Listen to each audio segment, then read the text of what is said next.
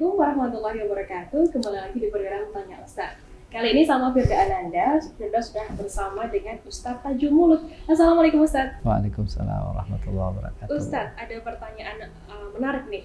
Kita kan sebagai manusia tuh biasanya kalau kumpul-kumpul sering banget bergibah, membicarakan orang lain, bukan orang lain, atau membicarakan apalah gitu.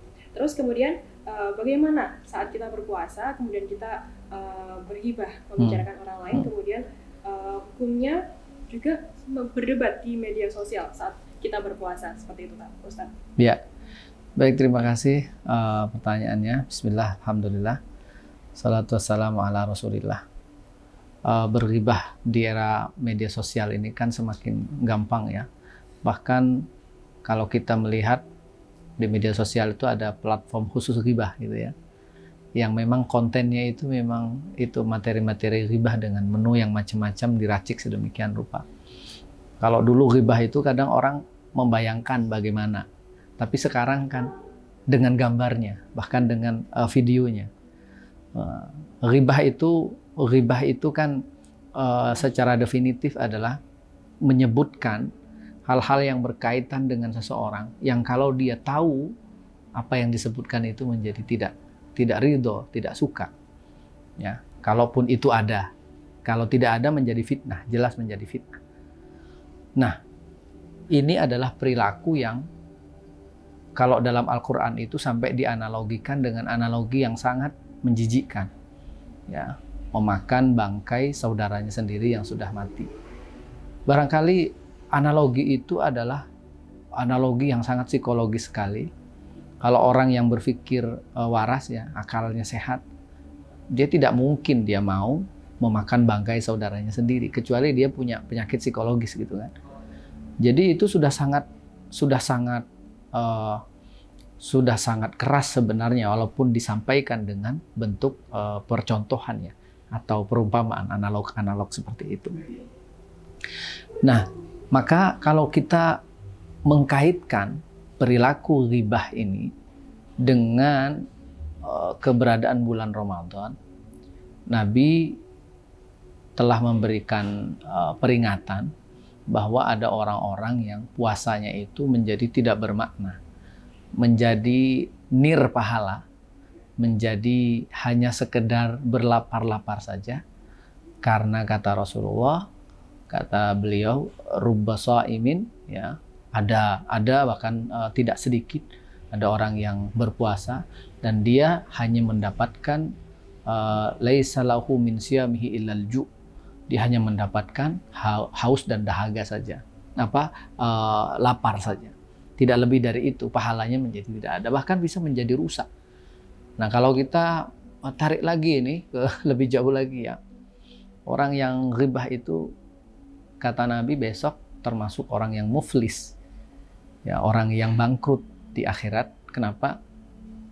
Karena dia harus memberikan amalan-amal pahala dari amal perbuatan baiknya kepada orang yang dighibahi jika ia tidak meminta halalnya.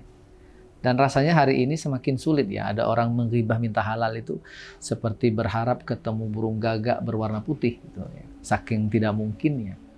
Belum lagi setiap hari.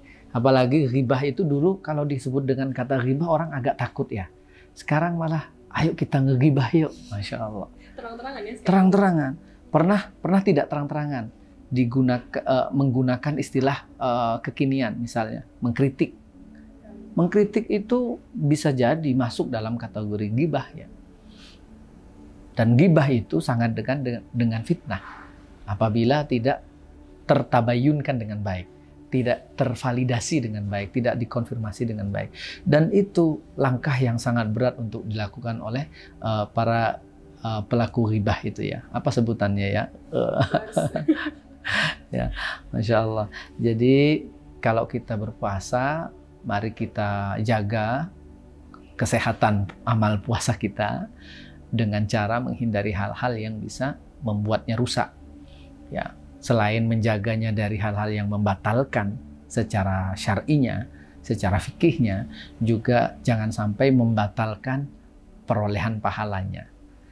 Maka pelipatan amal ibadah itu juga berlaku pelipatan-pelipatan dosa-dosa yang dilakukan di bulan Ramadan. Menjaga ya Ustaz, lebih ke menjaga lisan, menjaga ibadah puasa agar puasa kita tidak sia-sia seperti itu. Betul, betul. Jadi kalau bulan puasa itu bisa menghantarkan kita mendapatkan surganya Allah, tapi tidak menjaga lisan itu, kata Nabi, ketika ditanya sahabat, besok ada orang-orang yang tergelincir ke dalam api neraka hanya karena ini, kata Nabi sambil menunjuk lidahnya. Nah, ghibah itu bukan hanya lidah hari ini, tetapi juga dengan tangan-tangan kita, dengan caption-caption yang tidak realistis, yang tidak faktual dan tidak benar. Ya, demi konten gitu kan. Nah, itu berbahaya. Konten menghalalkan segala cara, betul.